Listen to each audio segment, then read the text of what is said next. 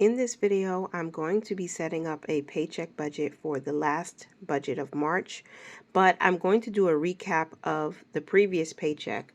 Our debt was reduced to $47.55 from $48.27. Our emergency fund increased by $80, so now we're at $42.38. And we have not added or subtracted from our purpose funds, which leaves us at $199. Hey Legacy Builders, welcome back to Mind Your Money. Today I'm going to set up a budget or project a budget by paycheck for March 28th. And then we're going to talk about some changes that I might have to make by the end of this budget setup. So I paid our Geico insurance way more than what I think I needed to for the month of March because I'm trying to get ahead of the car insurance itself. We're already ahead of all of our other bills. Right now, what we're going to be projecting to put into our bills account for this paycheck is going to take care of April's bills. But what I did was I paid more to Geico and I used our bill account, and I feel like I need to account for that inflow. Right? Even though it technically didn't come into our operating account, it still is money that went out. And so I want to make sure to account for it in my March budget. Hi, sweetheart. I'm creating a video. Oh, I think she made a mess. Hold on. I have to change her diaper. Okay, I am back. Thank you. I forgot what I was saying. I think I was talking about Geico. But I'm trying to figure out how to account for the money that was paid towards this, because if I add it, it's going to look like we overpaid in the month of March. But if I don't add it, it's going to look like we didn't pay enough for March. So I don't know, but please give me your feedback in the comments. I'm not sure how to do it. Maybe I won't even worry about it until we get to the actual monthly budget closeout, and then just say, hey, I did pay an extra $500 in the month of March, and we're getting ahead for April. When I set this budget up, I budgeted for $1,100. So that means we're just gonna plan for $1,100. When I look at my operating account this morning, I get a glimpse of what's coming ahead for the next week and how much we'll have in our cushion to use with our income. 1,100 seems to be safe, so I'll stick with that. But there's one thing that is going to change, and that is our savings for this paycheck. We're going to save $80 in our Save 400 challenge to finish it. So that will change. The plan for giving, or our tithe exactly, is going to be $110.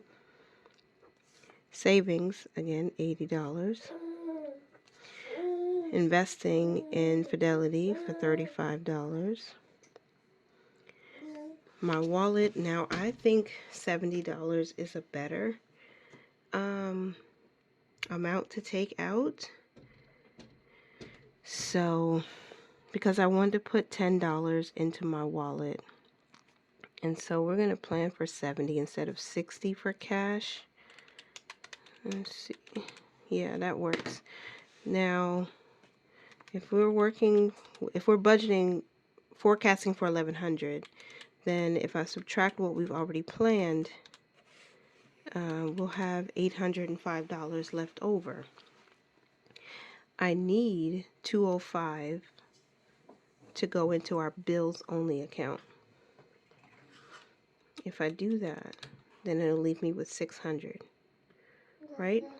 $475 goes into the mortgage account. Then $125 is left.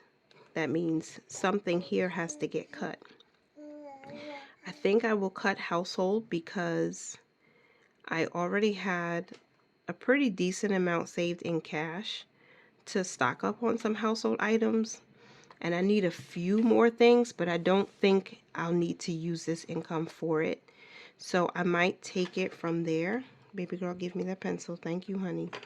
Let me see. You can have this. You can take this, Mama. There you go. So, am I going to do this right? $100 for food. I could still put that aside. Okay, I'll have $5 left. $20 for gas, and then $5 for household, which I might just end up throwing into the household purpose fund account for future household needs. I want to see if that will work. And I could put it towards debt, which, you know, should be a top priority. So why am I contemplating just putting it into household? I might just make this 0. This is not going to be 15, so I will have to change this. I like planning ahead. I planned this budget at, like, I don't know, second week of February. But sometimes you have to make some changes. So the plan for household will be 0, and the plan for debt will be 5. That's the change I'm going to make. So let's go back and make this planned amount $680, because $475 plus 125 plus 36 plus 44 is 680. This right here should be 205. Yeah, so $205 is going into our bills account, which covers Geico, life insurance number 2, and our cushion, which is in the bills account. But this money is to pay April's bills, right? And the $475 is our rent plus extra that we're calling mortgage if you haven't been here before. So $100 for food, $20 for gas, nothing for household, and $5 towards debt. 680 plus 100 plus 20 plus 5 is $805 for our bills, which are our fixed bills, and then variable expenses.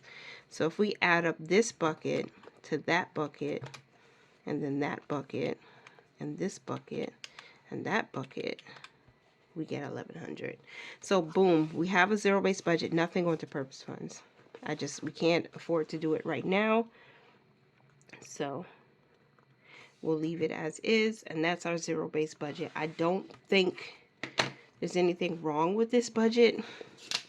I would love to have more to work with. We will see when, you know, the payday actually comes. We'll know whether or not this will be, there'll be more to work with. But I think we're still hitting all of our bases. We have money going towards April's bills and living expenses, and then this is for the current week. So from the 28th or the 29th through the next week, we'll have money to put gas in the car. We have groceries to buy and all of that. So that's the plan. Okay, Christ is King, the King of Glory. That is what I wrote in my top priority. And I hope you guys found some value in this video. I thank you so much for being here for as long as you were. Are you ready for April? Because that's what's coming up next. I have my April budget ready to go. I have my Q2 goals ready to go. I'm going to film it and share it with you guys very soon. And then hopefully April will be abundant. We're going to start a whole new 12-week year. So I'm excited because we'll have a whole new set of savings goals that we're going to be reaching for. And we're going to budget it paycheck by paycheck. All right, y'all. Thank you so much for being here. I hope you continue to mind your money, manage it well, and live your lives abundantly. I'll talk to you in the next one. Bye for now.